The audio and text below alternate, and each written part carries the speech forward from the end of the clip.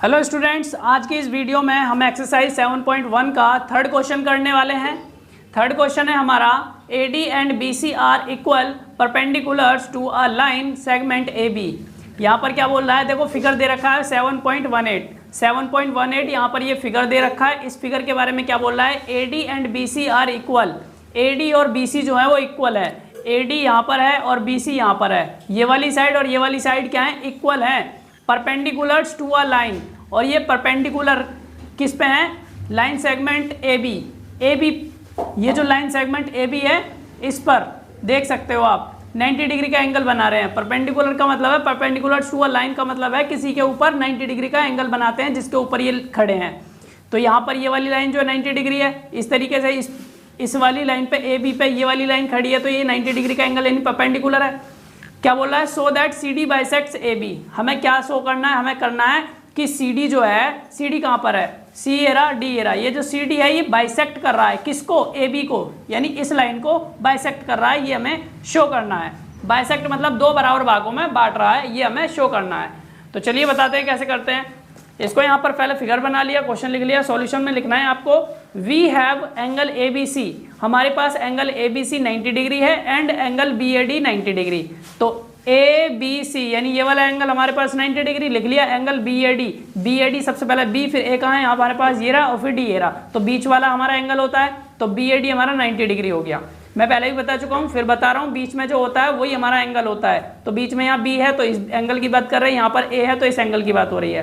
तो हम बोल कैसे सकते हैं, ABC या CBA, ऐसे भी बोल सकते हैं, दोनों तरीके से बोला जा सकता है। ऐसे ही इसको बोल सकते हैं BAD या फिर DAB।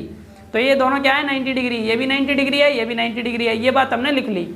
हमारे पास ये है also AB and CD intersect at O। ये भी हमें बोला गया है कि जो AB और CD हैं वो क्या कर रहे हैं, AD, यहाँ देखो AD कहाँ पर है, AD हमारा AB ये रहा और CD हमारा ये रहा, ये दोनों इंटरसेक्ट कर रहे हैं ना। ये देख सकते हो, ये और ये वाली लाइन आपस में इंटरसेक्ट कर रहे हैं, एक दूसरे को काट रहे हैं, कहाँ पर, O पर, एट O। तो हमने लिख लिया, जो बात होती है वो हम लिखते चले जाते हैं। Therefore vertically opposite angles are equal. Vertically opposite angles जो होते हैं वो इक्वल होते हैं। Now in triangle OBC, triangle OBC कहाँ पर है, OBC यानी इस वाले ट्राइंगल में, एंड ट्राइंगल OAD यानी इस वाले ट्राइंगल में, वी हैव हमारे पास है क्या, angle ABC is equal to angle BAD। Angle ABC जो है वो किसके बराबर है, एंगल BAD के। ABC कहाँ पर है, ABC यानी ये वाला एंगल जो है वो किसके बराबर है, एंगल BAD इस वाले एंगल के। ये वाला एंगल इस वाले एंगल के बराबर है।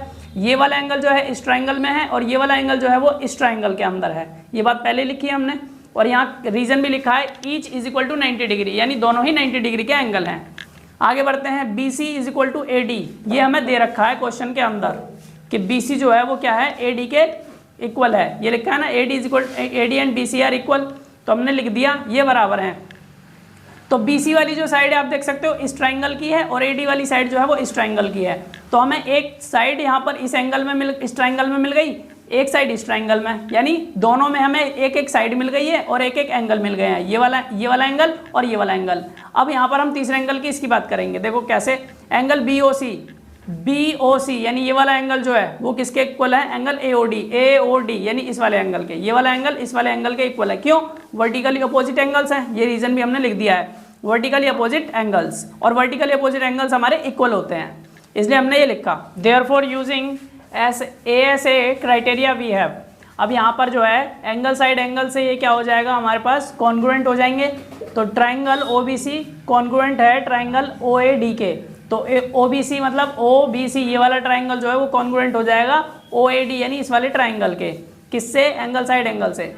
तो अब हम यहाँ पर एक चीज़ और लिख सकते हैं। अब यहाँ पर देखो हम लिख सकते हैं OB is equal to OA हो जाएगा। OB हमारे पास कहाँ है, ये वाला OB जो हो जाएगा वो इक्वल हो जाएगा किसके, OA के। क्यों हो जाएगा, क्योंकि ये वाले जो पार्ट्स हैं इस ट्राइंगल का और इस ट्राइंगल का कॉरेस्पॉन्डिंग पार्ट्स हैं।